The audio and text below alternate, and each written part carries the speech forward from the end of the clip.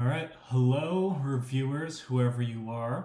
I am Daniel Burnayev. I am a rising senior at George Mason University applying for the WEB101 Tech Fellow position. I'm really excited to be there. I see what they do, and it kind of aligns with what I'm doing right now, except that this is for web development, so I'm really excited to hopefully get the chance to get it and especially to apply for it. But let's get started with the questions. So, first question, how would I deal with a question that I'm not too sure of how to answer? Now, in my previous experience as an undergraduate teaching assistant, a lot of what I did was sort of help people answer their questions, but there were times, like in that scenario, where I didn't necessarily know what they were asking or how to answer them. So, a lot of the times, I think I would go over to someone who did know or someone who I'm confident would know the question to that answer. So usually there would be a GTA, a graduate teaching assistant, who I could talk to, and then they would come over to the student to help me out. You know, sometimes just tell them maybe, sit tight a bit. Hey, let's get someone who knows how to help with your situation. Of course, this is a bit different because we're going to be in sort of individual rooms where people won't necessarily be coming back and forth, but in a sort of online Zoom-like environment, I can definitely tell them, hey, send over your questions over to the Slack channel. There will be people who will answer that eventually, very helpful people.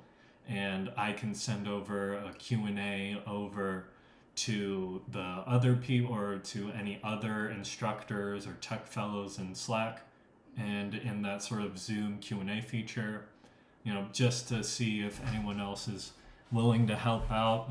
I've done my fair share of helping out others as well as asking for help in these sort of job scenarios where I'm there to sort of help students answer their programming problems.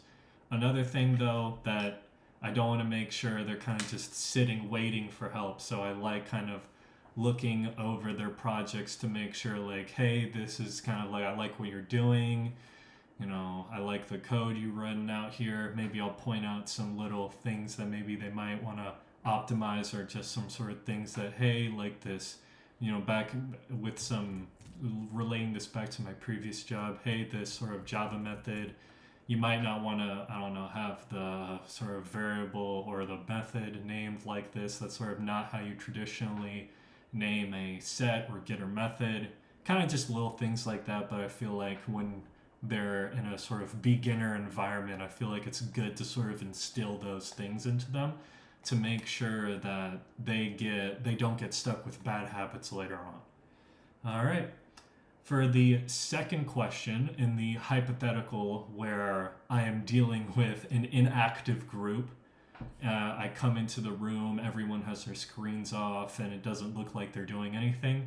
Usually, once again, I kind of like to relate this back to my position as an undergraduate teaching assistant, where I sort of go on and I periodically just check up on people, ask for updates, how they're going. I don't want to confront them head on too hard. I'm kind of more or less, I assume the tech fellow is supposed to be more or less friendly, someone not too confrontational. I feel like that's more or less someone else's job. I'm just there to make sure things don't go too awry. So I feel like in my position, it would be best, to just ask some very passive questions. Hey, how's the lab going? Do you need any help with anything? Maybe even, I don't know, if the conversation, if they come up, maybe just ask like, hey, how are you all doing? Just kind of, I don't know, classic conversation techniques. And if they really don't respond, if none of them respond, I feel like that's just kind of sucks for them. I'll probably reach out to one of the sort of instructors to tell them that, hey, these guys aren't really doing much of anything. So yeah.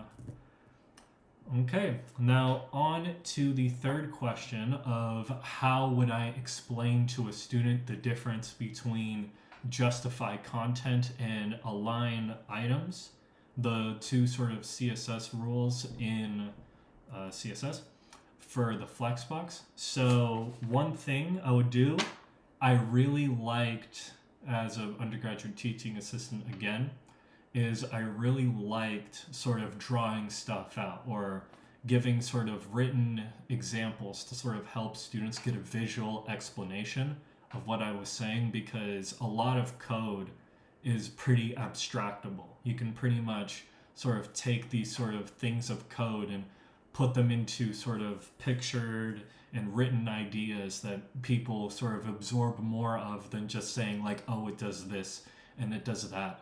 And then you kind of just hope they get it. I feel like through my experience, it's more of just, hey, draw it out. And that's what I have here.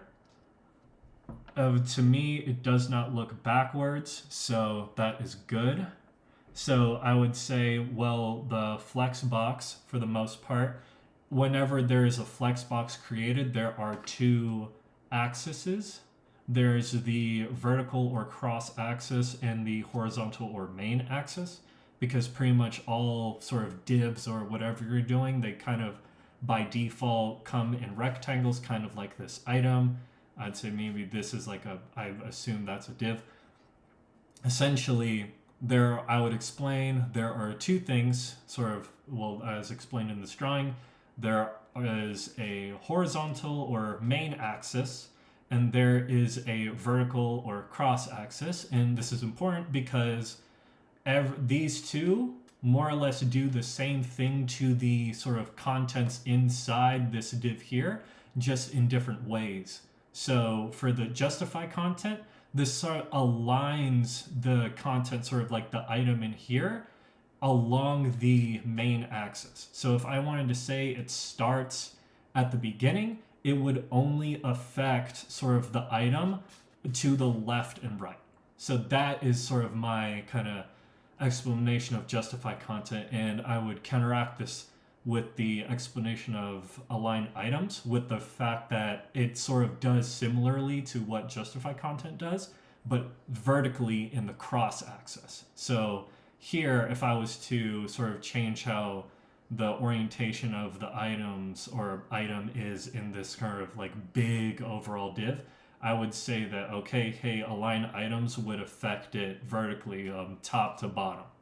So maybe if I wanted to do something like the center for the justify content and the center for the align items, it would look more or less something like this. But if I wanted to say, okay, we want the center for the justify content, but the align items is something like top or flex start or start, it would look kind of something like this.